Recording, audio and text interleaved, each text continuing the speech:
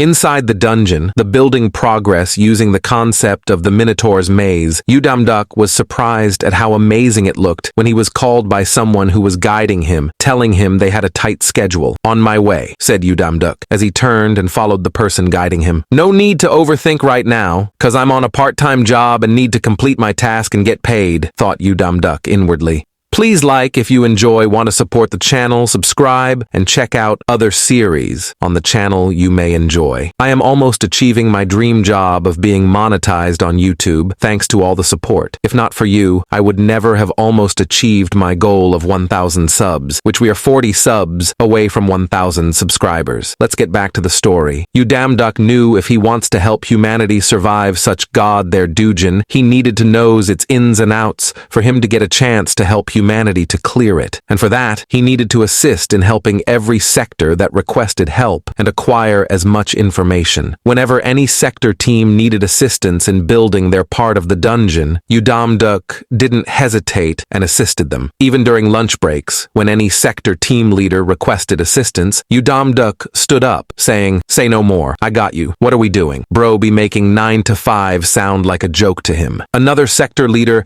was about to request for assistance, but he almost had a panic attack and ascended to Valhalla when he saw Udamduk's face instantly spawn before him, looking as if he was about to violate and devour him. "You are quite hard-working, huh? Careful, don't fall into manholes. Ditch in there," said the sector leader. "Don't worry, if I do, I will report for bad working conditions and request compensation for a dangerous working place," replied Udamduk with a warm smile. "You do know that's Thor, right?" answered the sector leader. "Of course, I know it's Thor, which means the compensation should be handsomely large." "He dead." "Yeah, he's a dead man," said the sector leader. "Bro wants to blackmail the god of thunder, Thor himself, bro docent, have balls of steel. His balls are at a cosmic level beyond our understanding." A few moments later. Udamduk was done with the manhole area, which Udamduk was surprised how fast they had done it. The red ogre asked Udamduk how he was holding up, to which he said he was okay. Nothing difficult like taking interviews from rigged corporations. The red ogre told Udamduk that they should head to the carriage, take a break, as they head to the next location. Red ogre asked Udamduk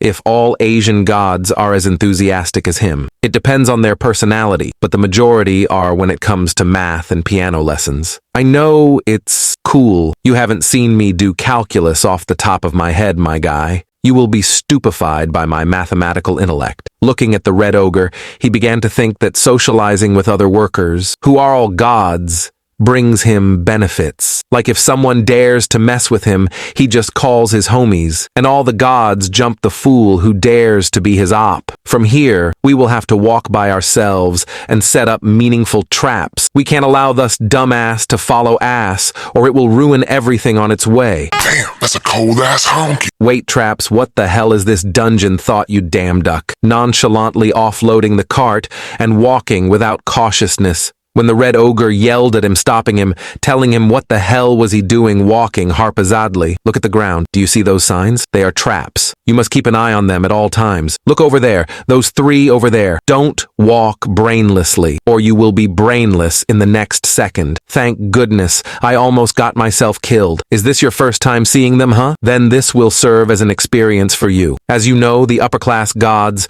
require some tests from humans, and low-class gods like us don't have any place for those and force us to work to earn a living." The ogre explained to Udamduk how dungeons are constantly built, which gives a ton of work to low-class dungeons. The ogre, seeing Udamduk's eagerness, told him to go check the recently finished room for himself. Udamduk was astonished by what he saw before him. Udamduk couldn't believe that what he saw before him was built several minutes ago, which by humans could take years to be finished. Udamduk couldn't believe what type of method the gods use to build such a huge building in minutes. If he finds the source, he will give up his dream of being a hunter, because this method can make him rich to the level of Elon Musk. "Put the loads down here," told the ogre as he opened one of the boxes, telling Udamduk that the thing inside it will make this place worthy as a god's test dungeon. Udamduk peeked to see what was in the box as he reached his hand to a round-shaped object which felt like a rock. He was told by the red ogre that the rock spawns spiders from it, which left him in disgust dust and eerie. All the boxes they came with in the carry opened, and the other ogre showed Udamduk that by the time the spiders spawn, the dungeons will be a pain in the ass for sure. Udamduk, seeing the amount of spider shells over there when they spawn, they will spawn thousands of spiders. Udamduk's curiosity was piqued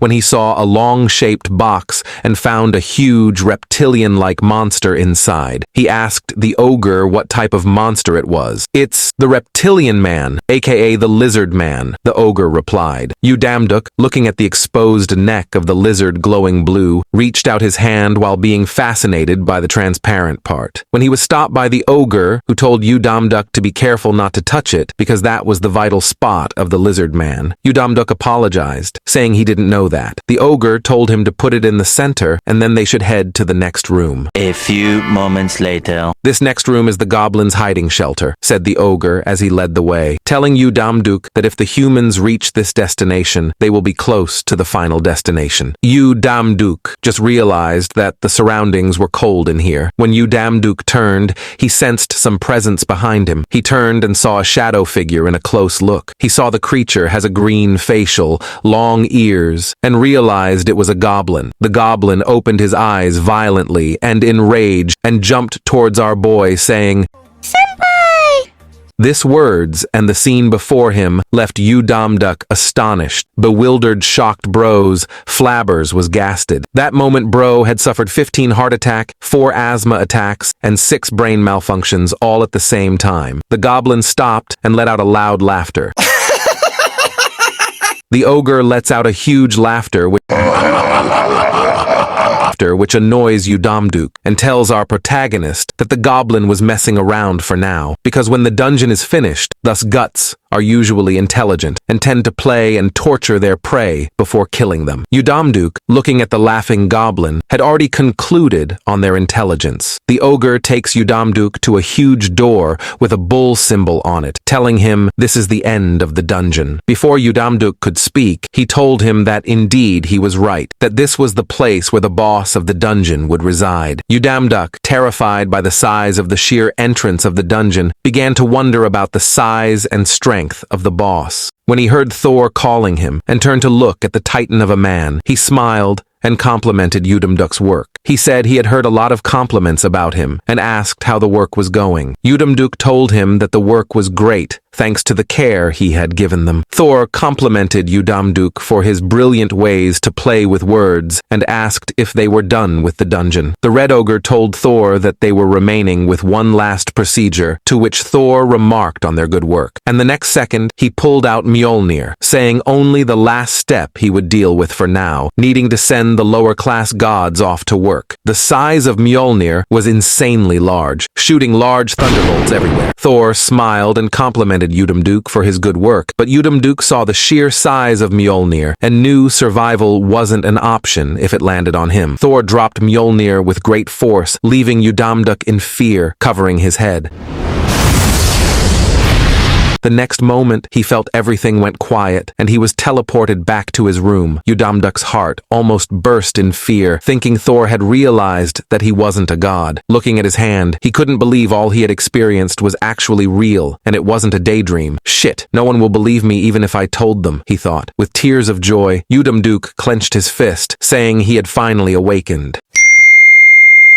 When a system prompt interrupted him, saying that his salary had been paid, this made our protagonist filled with cold sweat, knowing he would be receiving rare coins. Clicking on the system to take a look at how the god currency works. When the system began to open the god's shop, the things Udamduk saw, he couldn't believe his own eyes in such things were sold. For the next part, give the video 10 likes and 200 views within 48 hours.